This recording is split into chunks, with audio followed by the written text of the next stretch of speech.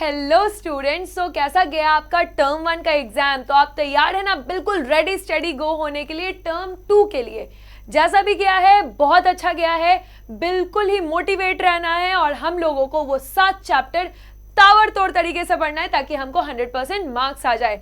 तो आए आज जानते हैं पहले स्ट्रैटेजी क्या है और सिलेबस क्या है। Class 12 geography term 2। ये देखें, ये 2 बुक है। ऑब्वियसली आपने बुक तो देखी होगी, तो इसी 2 बुक के सिर्फ इस बुक के 3 चैप्टर्स और इस बुक के 4 चैप्टर्स आपको पढ़ने हैं। पहले क्या करना है, शांति से किताब लेना है और उसको 1 बाय 1 लाइन लगा के रीड करना है। जो चीज़ इंपॉर्टेंट लगे उसको पेंसिल से अंडरलाइन करना है और अगर कोई चीज़ ज़्यादा इंपॉर्टेंट लगे तो छोटे से नोट्स में उसको लिख लेना है। Self study is the most important thing. उसके बाद ही आप किसी और से उस बुक को पढ़ें या उस चैप्टर को पढ़ें और हम लोग यहाँ पे आपका हॉलिस्टिक तैयारी करवाएंगे। तो देखें यहाँ पे आपको पढ़ना क्या है। पहला बुक है आपका fundamental of geography, chapter number 6 जो कि सेकेंडरी एक्टिविटी है, चैप्टर नंबर 7 जो कि आपकी टर्शरी और क्वांटिनरी एक्टिविटीज है। तो प्राइमरी का टेस्ट हमने दे दिया है टर्म 1 में और सेकेंडरी और टर्शरी और क्वांटिनरी एक्टिविटीज जो है वो अब हम पढ़ने वाले हैं। ट्रांसपोर्ट एंड कम्युनिकेशन भी उसके साथ साथ देखेंगे। इसमें थोड़ा सा स्प्लिट, मतलब आप बोलते हैं ना कि एक चुटकी भर नमक, तो वैसे ही a pinch of current affairs भी आप देखते रहें जो कि आपको अड्डा 24/7 के 11-12 के चैनल से मिल जाएगा। तो जो भी कॉन्टेम्प्रेरी हैपनिंग हो रही है, जैसे कि हम लोग अब यहाँ पे देखो ट्रांसपोर्ट एंड कम्युनिकेशन है ना, तो वाटरवेज बना रहे हैं और ये सब जितनी भी डिटेलिंग है वो हम आपको टाइम टू टाइम अपडेट करते रहेंगे। नेक्स्ट जो चीज़ है वो है इंडिया पीपल एंड इकोनॉमी। तो इंडिया पीपल एंड इकोनॉमी में है आपके 4 चैप्टर्स। यहाँ पे है मिनरल एंड एनर्जी रिसोर्सेज, ठीक है। तो पूरे इंडिया में आपको कहाँ से मिनरल्स मिल रहे हैं, कौन से एनर्जी रिसोर्स मिल रहे हैं और वहीं से आपके मैप के भी क्वेश्चन आएंगे।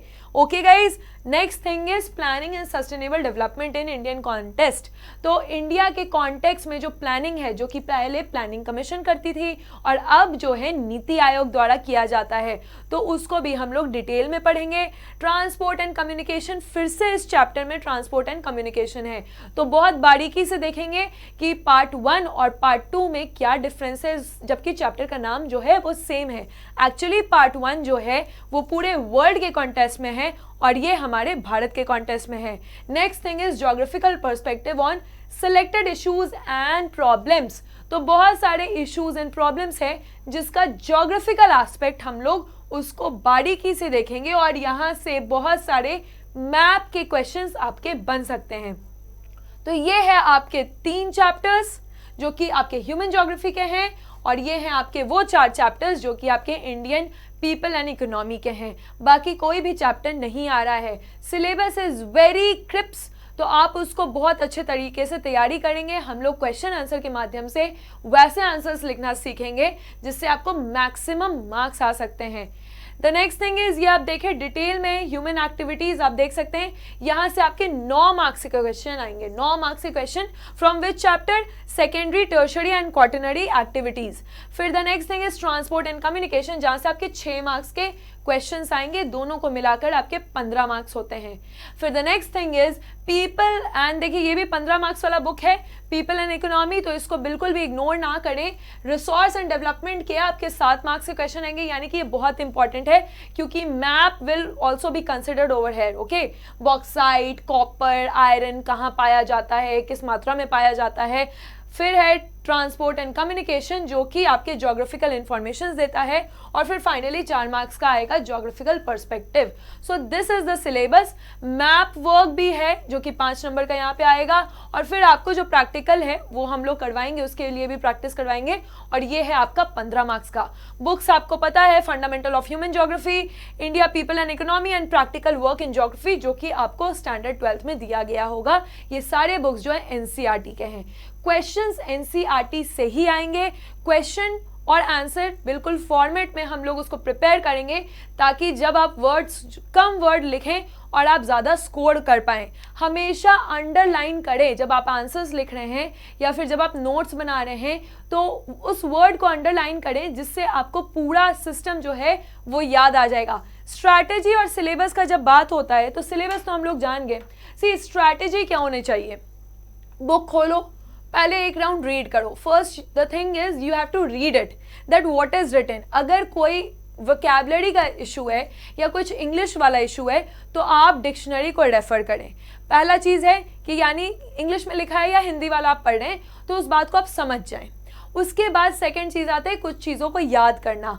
और the most important cheese is कि मंडे टू फ्राइडे या सैटरडे आप पढ़ें, संडे को कुछ भी मत पढ़िए. संडे को सिर्फ करना है रिविजन और फिर हम लोगों को करना है बहुत सारा प्रैक्टिस. तो द एजेंडा इज कि अभी दिसंबर एंड है, जनवरी फेब तक आप एक राउंड सिलेबस कवर करके 2-3 राउंड उसको रिवाइज कर रहे हैं. और जब आप एग्जाम दे रहे हैं तो वो एक्चुअली आपका 4th या 5th रिविजन होना चाहिए. दैट मीन्स रिविजन और फिर प्रैक्टिस. आप हमारे साथ बने रहें ताकि हम आपका सिलेबस जो है वो फेब तक कंप्लीट करवा दें, बिफोर फेब. और उसके बाद सिर्फ प्रैक्टिस करवाएं थ्रू क्वेश्चंस. जैसे क्वेश्चंस आपके एग्जाम में आने वाले हैं वैसे सैम्पल पेपर्स को हमेशा बहुत बारीकी से रखेंगे हम लोग. और एनसीईआरटी को वर्ड बाय वर्ड, क्योंकि NCERT you know it is the mother of all the subjects, तो एनसीईआरटी को वर्ड बाय वर्ड समझा जाएगा. So this was the syllabus and strategy for geography. Hopefully आपका जो करेज और डिटर्मिनेशन और बहुत ज़्यादा एंथुजियाज्म है वो बढ़ जाएगा टर्म 2 के लिए. Everyone will be doing great. आप लोगों को बस बने रहना है हमारे साथ, अपनी पढ़ाई करनी है और हमारे साथ रिवाइज करना है, बहुत सारा प्रैक्टिस करना है. So all the very best and thank you for watching.